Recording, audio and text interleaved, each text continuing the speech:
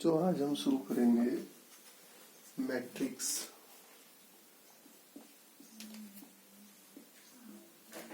देखिए, इससे पिछला जो चैप्टर है उसमें जिसकी जो भी समस्या है वैसे पूरा करा दिया हो, फिर भी किसी कोई समस्या रहेगी तो लास्ट वीडियो में और बनाऊंगा उसमें।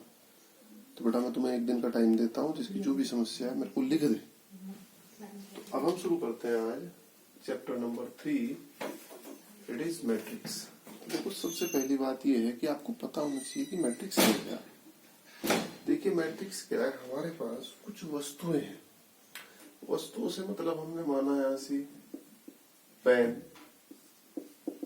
पेंसिल, रबड़, ठीक है।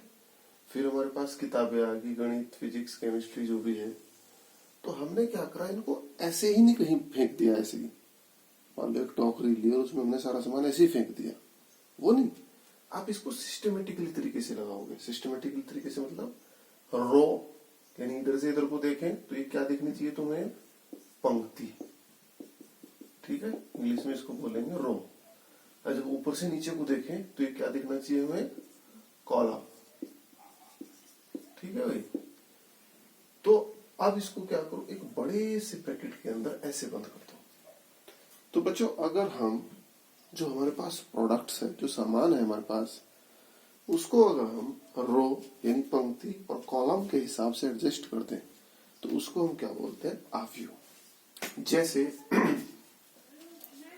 आप यहां लिख दें A B C D E F G H I, और इसको हमने एक बड़े से ब्रैकेट के अंदर ऐसे बना दिया। बेटा, इसके अंदर कोई कोमा वगैरह नहीं लगाना, ये ध्यान रहे इस बात का कि इसके अंदर आप कोई कोमा वगैरह नहीं लगाओगे भाई। तो यहाँ इस बड़े से ब्रैकेट को पूरे के पूरे को आप क्या बोलते हो, एक मैट्रिक्स, ठीक है, इंग्लिश में। और हिंदी में इसको क्या बोलते हो आप, आव्यूह। ठीक हो बात यहाँ तक। अब बच्चों, जब इधर से इधर की तरफ को हम देखेंगे तो ऐसे जो होती है इसको क्या बोलते हैं, पंक्ति। तो ये पहली पंक्ति है तो इसको R1। अब इधर से इधर को जो है ये हमारी दूसरी पंक्ति है तो इसको हम बोलते हैं R2। फिर ये हमारे पास तीसरी पंक्ति है, इसको हम बोलेंगे R3। चौथी होती R4, पांचवी होती R5। अब ऊपर से नीचे की तरफ को देखो आप। जब आप ऊपर से नीचे को ऐसे देखोगे तो ये हो गया आपका कॉलम। पहला कॉलम C1, दूसरा कॉलम C2, तीसरा कॉलम C3। मुझे उम्मीद है समझ आ रही होगी बच्चों को बात। तो ये होगी हमारे पास पंक्तियां R1, R2, R3। और ऊपर से नीचे को जब हम देखते हैं तो ये होते हैं हमारे पास कॉलम। ऊपर से नीचे का मतलब ये नहीं कि नीचे से ऊपर भी देख सकते हो, कोई दिक्कत वाली बात नहीं। यानी जो खड़े में है, यानी जो वर्टिकली है, उनको हम बोलते हैं कॉलम। और जो अक्षैतिज है, हॉरिजॉन्टल है, उनको हम बोलते हैं पंक्तियां। तो C3 आगे C4, C5 dot dot dot कितनी भी हो सकती है। तो मुझे उम्मीद है पंक्ति और कॉलम आपकी समझ में आया होगा। अब सबसे बड़ी बात जो है, ये जो अंदर आया, जैसे A आया, B आया, C आया, तो इनको हम क्या बोलते हैं, तत्व। ये क्या है, इस मैट्रिक्स के तत्व। इंग्लिश में इसको बोलेंगे एलिमेंट। ये क्या है हमारे पास, एलिमेंट। अब इस मैट्रिक्स में कितने एलिमेंट हैं वो भी मैं आपको बताऊंगा। तो किसी मैट्रिक्स में किसी आव्यूह में अवयवों की संख्या, तत्व या फिर अवयव, इसको अवयव भी आप बोलेंगे, अवयवों की संख्या। तो अवयवों की संख्या कितनी है भाई, आप यहां देखो पंक्ति की संख्या कितनी थी। पंक्ति की संख्या 3 है। और जो कॉलम है आपके पास, स्तंभ, कॉलम को हिंदी में क्या बोलते हैं, स्तंभ। तो जो स्तंभों की संख्या है 3, इनकी आप आपस में गुणा कर दो, 3 3 9। तो यानी किसी आव्यूह में अवयवों की जो संख्या होगी वो पंक्ति की संख्या, और पंक्ति की संख्या को फाइनली लिखते क्या है, पंक्ति की संख्या R1, R2, R3, इनको हम क्या लिखते हैं, M। तो हमारे पास कितनी पंक्तियां टोटल, M। इधर से इधर कॉलम, कॉलम की संख्या को हम कहां से लिखते हैं, N से। मतलब ये डिनोट करने का एक तरीका है कि भाई किसी आव्यूह में पंक्तियों की कुल संख्या कहां से डिनोट करते हैं, M से। और कॉलम की कुल संख्या यानी स्तंभों की कुल संख्या, उनको हम कहां से डिनोट करते हैं, N से। तो इसको आप m गुणा n भी लिख सकते हो। तो m गुणा n बराबर कितना आ गया आपके पास 9। अब आता है किसी स्तंभ का ऑर्डर। किसी स्तंभ का ऑर्डर, हिंदी में इसको बोलेंगे कोटि। तो किसी स्तंभ का जो ऑर्डर है, कोटि है, वो कितना है भाई किसी स्तंभ का? सबसे पहले आप क्या लिखो? पंक्तियों की संख्या। पंक्तियों की संख्या कितनी है m, फिर क्रॉस करके आप लिखे n, यानी स्तंभों की संख्या। और इसको जो पढ़ने में आता है m/n, तो m की वैल्यू आपके पास कितनी है 3, n की वैल्यू कितनी है आपके पास 3। तो इस आव्यूह का अगर मैं ऑर्डर की बात करूं तो इस आव्यूह का ऑर्डर कितना हो गया 3/3। ओके, तो इस आव्यूह में अवयवों की संख्या कितनी होगी? 3 × 3 = 9। और भाई पंक्ति की फाइनल संख्याओं को कैसे लिखते हैं? m से। स्तंभ की यानी कॉलम की जो संख्याएं हैं टोटल, उनको हम कैसे लिखते हैं? n से। तो मुझे उम्मीद है कि ये सारी बातें क्लियर हुई होंगी। तो अब हम इससे आगे बढ़ते हैं, थोड़ा सा स्टेप बाय स्टेप थोड़ा सा मैं आपको आगे बढ़ाता रहूंगा। इसको आप लोग थोड़ा रीड कर लें। अब आव्यूह के अंदर जो अवयव दिए हैं, अब उनकी भी एक पोजीशन होती है, उनकी भी एक स्थिति होती है भाई, उनका भी तो कुछ लोकेशन है, उनका भी तो कुछ नाम है। मान लो ये आपने एक आव्यूह बनाया, तो यहाँ आप पहला तत्व लिखते हो। तो पहला जो तत्व है उसको आप ऐसे लिखेंगे A11, दूसरे को क्या लिखेंगे A12। मीन्स कहने का जो मतलब हुआ वो ये हुआ कि जो आपके पास अवयव हैं, जो एलिमेंट्स हैं, उन एलिमेंट्स के लोकेशन को डिनोट करते हैं IJ से। जहां I जो है वो क्या होता है? रो कि कौन सी रो में उसको रिप्रेजेंट करता है। और J जो है आपके पास ये काहे को रिप्रेजेंट करता है? कॉलम को। ठीक है भाई। तो देखिए I जो है वो रो का काउंटर भी इसको बोलते हैं। रो का काउंटर यानी रो की गिनती को बढ़ाने वाला। तो रो की जो काउंटिंग होगी आपके पास, काउंटर भी इसको बोलते हैं। और इसको हम कॉलम का काउंटर बोलते हैं, इसको रो का काउंटर बोलते हैं। तो आई की वैल्यू कहां से स्टार्ट होती है भाई? आई की वैल्यू जो स्टार्ट होती है आपके पास, वो कहां से स्टार्ट होती है? 1 से। कम से कम 1 तो होगी आपके पास, नहीं भाई 0 भी हो सकती है। भाई हमारे पास मान लो हमने कुछ भी लिखा कि भाई कितने स्तंभ है इसके पास, कितने कॉलम है, तो अगर आपने एक अवयव भी लिखा तो 1 तो होगा ही होगा आपके पास। और उसके बाद ये जाएगा कहां तक? मैक्सिमम m तक। m का मतलब फाइनल पंक्तियों की संख्या। अब J पे चलो आप, भाई J की वैल्यू कहां से कहां तक होती है आपकी? 1 से लेके आपकी n तक। अब देख लो आप यहाँ से भाई A11 का मतलब देखो, ये लोकेशन कहीं की बताई थी भाई मैंने आपको? पंक्ति की, यानी ये पहली पंक्ति में है। ये लोकेशन कहीं की बताई थी मैंने आपको? कॉलम की, ये पहले ही कॉलम में। देखो लो आप लोग, यहाँ A12 बेटा, पंक्ति तो वही रही, पंक्ति तो नहीं बदली, पंक्ति तो वही आपकी R1 है, लेकिन कॉलम बदल गया। कॉलम आपका क्या हो गया? इट इज कॉलम क्या था? C1। इट इज कॉलम क्या था आपका? C2।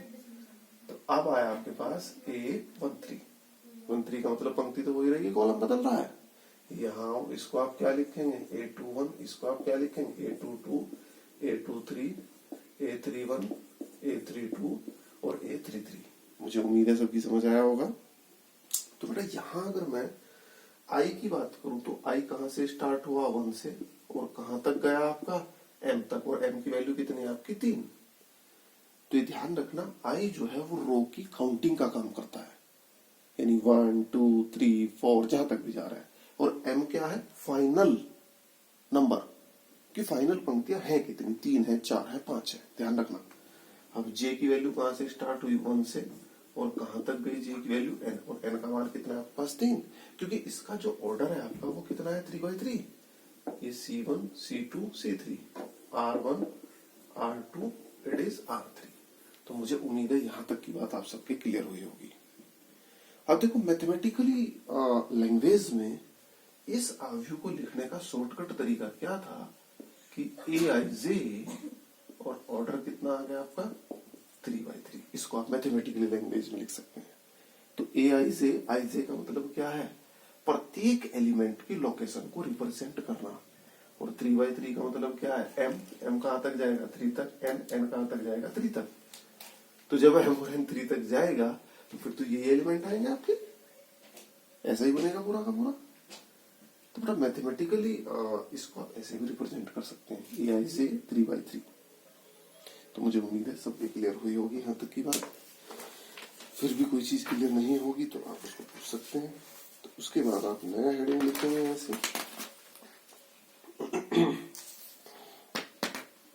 आधी की कोटि में आप लोगों को बता चुका। इसके बाद हम नया हेडिंग लिखेंगे यहाँ से, आव्यूह के प्रकार, टाइप्स ऑफ मैट्रिसेस। नया जो हेडिंग हम लिखेंगे, टाइप्स ऑफ मैट्रिसेस। तो देखिए भाई टाइप ऑफ मैट्रिसेस में क्या है, इनको समझने का तरीका है। देखो थ्योरी तुम किताब से लिख सकते हो, किताब तुम्हारे पास सबकी है, मेरे पास भी किताब ही है। बस एक बार आप इसको समझ लें, क्योंकि समझने के लिए आप लोग ये देखते हो, बाकी तो किताब है, गाइडेंस सभी कुछ है। देखिए सबसे पहले नंबर पे आया यहाँ से स्तंभ आव्यूह, यानी कॉलम मैट्रिक्स। कॉलम मैट्रिक्स देखो परिभाषा से ही स्पष्ट हो रहा कि भाई एक ऐसा आव्यूह जिसमें विशेष फोकस कहीं पे करा गया, कॉलम पे। तो देखिए जब इसमें विशेष फोकस कॉलम पे किया गया तो यहाँ ध्यान दें, एक आव्यूह बनाया मैंने आपको 2 3 4 5। तो इसका अगर आप ऑर्डर लिखें तो ऑर्डर कितना है इसका, पहले ऑर्डर में क्या लिखते हैं, पहले पंक्ति, और फिर क्या लिखते हैं ऑर्डर में, कॉलम। तो पंक्ति गिनो 1 2 3 4, फिर कॉलम गिनो, कॉलम तो एक ही है आपका। फिर आपने एक आव्यूह बी लिखा 3 2 या 2 2 -1, इसका ऑर्डर आ गया आपके पास 3/1। तो बड़ा ध्यान दो यहाँ सब चीज पे कि जितने भी मैट्रिक्स में लिख रहा हूँ सबका ऑर्डर 4/1 3/1 2/1, तो सब में नंबर ऑफ कॉलम कितना है आपका, 1। तो यानी ऐसा आव्यूह जिसके अंदर कॉलम जो है वो 1 हो, बाकी पंक्ति कितनी भी हो कोई दिक्कत नहीं है। तो इसको आप मैथमेटिकल लैंग्वेज में ऐसे भी लिख सकते हैं कि A = Aij एक ऑर्डर है, सॉरी मैट्रिक्स है, और जिसका जो ऑर्डर है m/n, but n is fix. तो n को हमने कितना फिक्स कर दिया, 1। तो यानी n हर स्थिति में आपका क्या रहेगा, 1। m चाहे आप कितना भी कर लें, 2 3 4 5 6 7 कितना भी कर लें। तो मुझे उम्मीद है स्तंभ आव्यूह आपकी समझ आया होगा। अब स्तंभ के आधार पर परिभाषाएं आप इसकी किताब से लिख सकते हैं, कोई दिक्कत नहीं है। मेन चीज आपको समझना, परिभाषा लिखने की जरूरत नहीं पड़ेगी कहीं भी, मेन तो इनको समझा हुआ ही आपके काम आएगा। स्तंभ के बाद आता है आपका पंक्ति आव्यूह। पंक्ति आव्यूह, रो मैट्रिक्स। देखिए रो मैट्रिसेस क्या होता है, जस्ट उल्टा। भाई रो मैट्रिसेस में क्या है, 2 5 -1, एक रो है, कॉलम कितने हैं, 3। बी लिखा आपने 2 5 1/2, यानी पंक्ति 1 हो, कॉलम चाहे कितने भी, कोई फर्क नहीं पड़ेगा। तो इसको आप मैथमेटिकली भाषा में कैसे लिखेंगे, Aij, कुछ बच्चों ने बोल भी दिया होगा, ऑर्डर m/n, मीन्स m की वैल्यू कितनी होगी, फिक्स 1, और n तो n है ही आपके पास। इसके बाद आता है वर्ग आव्यूह। वर्ग आव्यूह इंग्लिश में इसको आप बोलेंगे स्क्वायर मैट्रिसेस। तो देखो स्क्वायर मैट्रिसेस में क्लियर हो रहा सीधा सीधा, जैसे स्क्वायर में क्या होती है, लंबाई और चौड़ाई दोनों बराबर। तो यहाँ भी लंबाई और चौड़ाई बराबर, यानी 2 5 -1 0। तो आप देख रहे हो ऑर्डर कितना है, 2/2, ऐसे ऑर्डर 3/3, ऐसे ऑर्डर 4/4, ऐसे ऑर्डर 5/5। तो इस सारे के सारे क्या कहलाएंगे, वर्ग आव्यूह। अब इसको गणित की भाषा में भी थोड़ा सा समझ लो, Aij order m/n, where m = n, जहां m = n हो, यानी m और n दोनों के ही मान आपके क्या हो, बराबर हो। तो इसको हम क्या बोलेंगे, वर्ग आव्यूह। वर्ग आव्यूह के बाद हमारे पास विकर्ण आव्यूह आता है, अदिश आव्यूह आता है, एकक आव्यूह आता है। देखो बटा परिभाषा की इनकी टेंशन मत लेना, किताब से पढ़ सकते हो, वैसे इसकी जरूरत नहीं, मेन तो आपकी समझ में आनी चाहिए। तो देखिए मैं सबसे पहले लिखता हूँ विकर्ण आव्यूह, ठीक है, इसको बोलेंगे डायगोनल मैट्रिसेस। Diagonal matrices. विकर्ण आव्यूह के बाद आएगा आपके पास अदिश आव्यूह, इसको बोलेंगे स्केलर मैट्रिसेस। अदिश के बाद आएगा आपके पास तत्समक, तत्समक को आप बोलेंगे आइडेंटिटी मैट्रिक्स। देखो बच्चों, सबसे पहली बात यह है, इन तीनों में बहुत ही ज्यादा समानता है, इसलिए मैंने तीनों को एक साथ लिखा। इनकी सबसे बड़ी खासियत ये है कि एक तो ये सबसे पहले स्क्वायर मैट्रिक्स होते हैं, यानी इनके number of row number of column equal होते हैं। तो मैं अगर 3x3 का बनाता हूं तो ऐसे।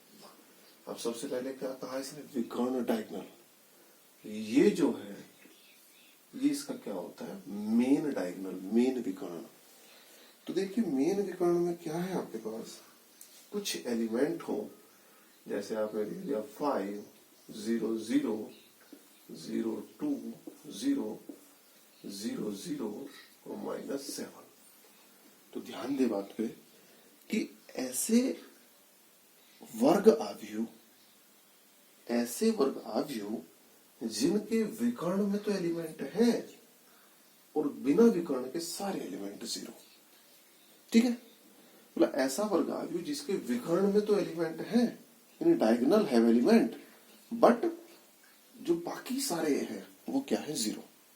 तो इसको हम क्या बोलेंगे, विकर्ण आव्यूह डायगोनल मैट्रिसेस। अब इसी को थोड़ा सा अपग्रेड किया। अपग्रेड का मतलब क्या है, 6 0 0 0 6 0 और 0 0 6। इस बार क्या देख रहे हैं आप, थोड़ी सी परिभाषा अपग्रेड होगी कि डायगोनल में जो एलिमेंट है वो सारे इक्वल है, बस थोड़ा सा चेंज है। अगर सारे इक्वल आ गए तो क्या बन जाएगा आपका स्केलर मैट्रिसेस, बाकी सेम। अब यहाँ पे 1 0 0 0 1 0 और 0 0 1 इस बार इक्वल तो है, और है क्या 1 सब में। देखो अगर डायगोनल में एलिमेंट है और वो इक्वल नहीं है तो क्या होगा आपका डायगोनल एलिमेंट। अगर डायगोनल में सारे इक्वल आ गए तो स्केलर, और इक्वल के साथ साथ सारे अगर 1 आ गए तो क्या हो जाएगा, तत्समक आइडेंटिटी। और ये बहुत इंपॉर्टेंट है आइडेंटिटी। इसको डिनोट करने का तरीका है I3। 3x3 है तो खाली I3 लिख दो आप इसको। और इसका जब आप आगे कहीं वैल्यू निकालेंगे तो इसकी वैल्यू क्या आती है, 1। वो वैल्यू अगले चैप्टर में आएगी आपके पास, अभी से मैं आपको बता दूं। तो इसको आप I3 लिख सकते हैं, I3/3 भी लिख सकते हैं, लेकिन I3 से ही सफिशिएंट है। अगर इसी तरीके का 2/2 का आ जाए तो 1 0 0 0 1 0, इसको हम कहाँ से लिखते हैं, I2 से। तो बच्चों ये भी आपकी क्लियर हो गया होगा, समझ में आ गया होगा, कोई दिक्कत वाली बात नहीं। इसके बाद आप लिखेंगे शून्य आव्यूह। तो मैं आपको यहीं को समझा देता हूँ, जीरो मैट्रिसेस। तो देखिए शून्य आव्यूह क्या है भाई, शून्य आव्यूह ऐसा है जिसके अंदर सारे एलिमेंट क्या हो, 0। मतलब ये लिखा आपने, ये भी 0, ये भी शून्य आव्यूह है। यहाँ आपने लिखा ये भी शून्य मैट्रिक्स है। ये वर्ग आव्यूह है, जरूरी नहीं है भाई। यहाँ आप लिखे, मतलब इसका ऑर्डर कुछ भी हो सकता है, जरूरी नहीं कि इसका ऑर्डर वर्ग वाला ही होगा, m बराबर n ही होगा, इसमें कुछ भी हो सकता है।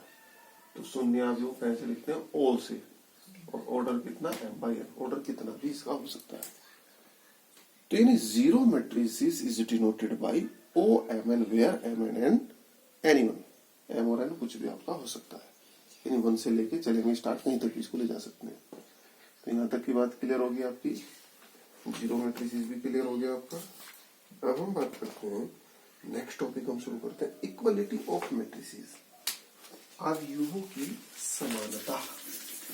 देखिए इक्वलिटी में क्या होगा, बहुत ही आसान चैप्टर है और बड़ा ही इंटरेस्टिंग चैप्टर है, सबको बहुत ही अच्छा लगेगा चैप्टर पढ़ के। देखिए equality of matrices, equality of matrices, आव्यूहों की समानता। देखो इक्वलिटी ऑफ मैट्रिक्स में सबसे बड़ी बात यह है, आपके पास एक आव्यूह लिखा है इधर एक्स वाई और ए बी, सपोज करो इधर लिखा है 2 5 0 -1। तो इक्वलिटी मैट्रिक्स का जो पहला नियम है, पहली जो शर्त है आपके पास, वो क्या है कि दोनों का ऑर्डर सेम। तो पहली शर्त के अकॉर्डिंग दोनों का जो ऑर्डर है वो सेम। तो यानी इधर का भी ऑर्डर कितना है 2/2, इधर का ऑर्डर भी कितना है 2/2। जरूरी नहीं है स्क्वायर ही हो, कुछ भी हो सकता है, बस ऑर्डर सेम, पहली शर्त। दूसरी शर्त क्या है आपके पास कि अगर इधर वाला जो मैट्रिक्स है इसको आप कैपिटल ए से डिनोट करते हो और इधर वाले को कैपिटल बी से डिनोट करते हो, तो इधर वाले का जो एलिमेंट है वो मैथमेटिकली लैंग्वेज है वो एआईजे है ऑर्डर 2/2, और बी वाले की जो मैथमेटिकली लैंग्वेज है वो मैंने बीआईजे से लिख दिया ऑर्डर 2/2।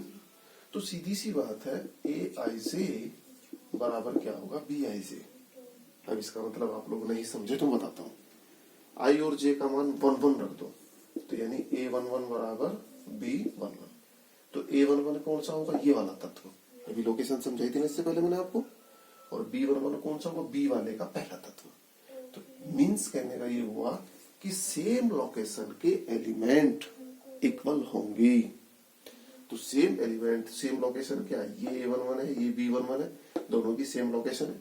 तो इसका मतलब क्या हुआ, x की जो वैल्यू है 2 है, y की जो वैल्यू है 5 है, a की जो वैल्यू है 0 है, b की जो वैल्यू हो कितने -1।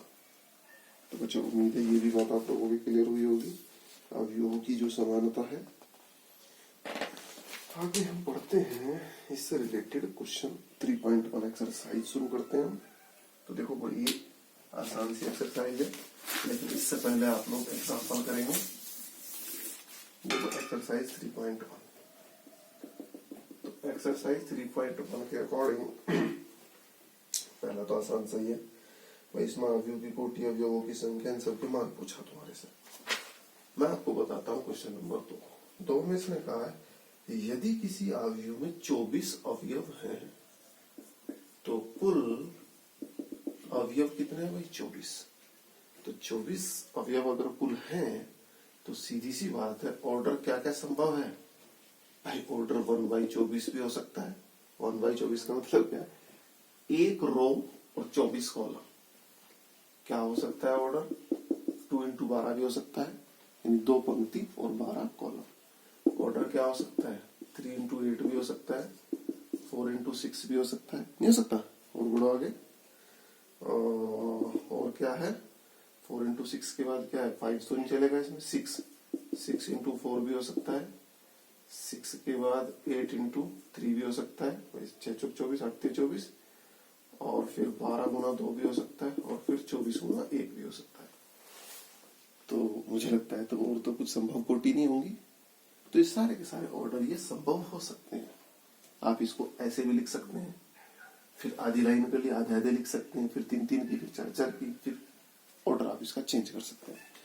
यही इसने पूछा 24 अवयव इसकी संभव कोटियां क्या है। फिर अगला पूछा यदि इसमें 13 अवयव है तो संभव कोटि। इस बार बेटा अवयव कितने हैं 13, तो 13 में संभव कोटि यानी ऑर्डर तो 1/13 भी हो सकता है। अब 13 के तो कुछ फैक्टर है ही नहीं, तो क्या होगा दूसरा 13/1। बस इसके अलावा तो कुछ संभव नहीं है, तो आप इसको ऐसे लिख सकते हैं। फिर मैं आपको एक क्वेश्चन और बताऊंगा चौथे में से, तीसरा आप लोग खुद करेंगे। तो एक आध क्वेश्चन बताऊंगा ताकि तुम्हारा क्लियर हो सके।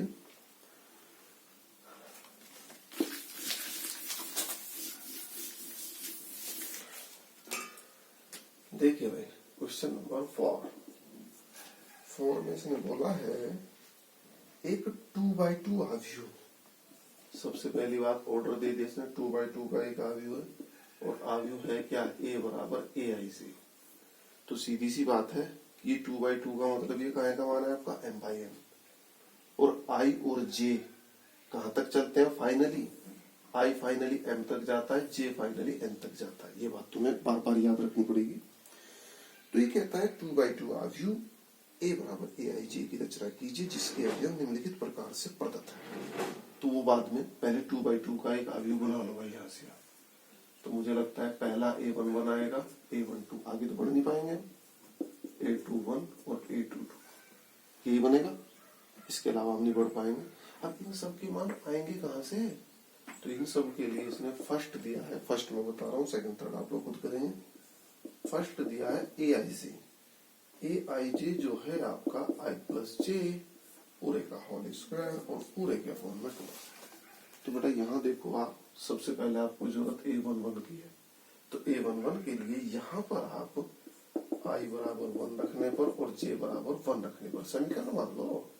तो जब आप A11 रखेंगे तो 1 + 1 पूरे का होल स्क्वायर अपॉन 2, 1 और 1 2, 2 का स्क्वायर 4/2, यानी A11 फाइनली कितना आ गया आपके पास 2। उसके बाद आगे आओ यहाँ A12 चाहिए, I बराबर 1 और J बराबर 2 रखने पर रखो भाई जरा। तो जब आप I बराबर 1 रखेंगे और J बराबर 2 तो ये हो जाएगा A12। रखो इधर भी भाई, I की वैल्यू में रखी 1, J की वैल्यू रखी 2, पूरे का होल स्क्वायर अपॉन 2, 2 और 1 3 का स्क्वायर 9/2। मुझे लगता है कि सारे हो जाएंगे। अब A21 के लिए क्या है, I बराबर 2 और J बराबर 1 रखने पर तो A21 2 + 1 ये भी मुझे लगता है 9/2 ही आएगा। अब A22 के लिए I बराबर 2 और J बराबर 2 रखने पर तो ये आया आपका A22 = 2 + 2 4 और 4 का स्क्वायर 16/2 यानी 8। अब आप सारे मान उठाओ और यहाँ रख दो। ढूंढो भाई A11 था आपका 2, A12 ये रहा 9/2, ये भी कितना है 9/2, ये आपका 8, ये आपका आंसर।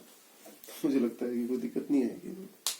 तो आज का जो होमवर्क रहेगा तो इसमें उदाहरण है, उदाहरण 1 to 5 ये आप निपटाओगे। और जो एक्सरसाइज है, एक्सरसाइज में बड़ा आसान से क्वेश्चन है, 10 तक ही है, ज्यादा नहीं है, 10 तक। इन क्वेश्चंस को आप ट्राई करेंगे। भाई 2 तो मैंने बता भी दिए, 8 तुम्हारे लिए। बट आप लोग कोशिश करें, जो नहीं होगा, जितने नहीं होंगे आप सारे पूछे, कोई दिक्कत नहीं है। लेकिन तुम्हारा जो काम है वो सबसे पहला कि कोशिश करना। अगर भाई तुम कोशिश ही नहीं करोगे तो फिर कैसे होगा। तो आज के लिए इतना ही करते हैं।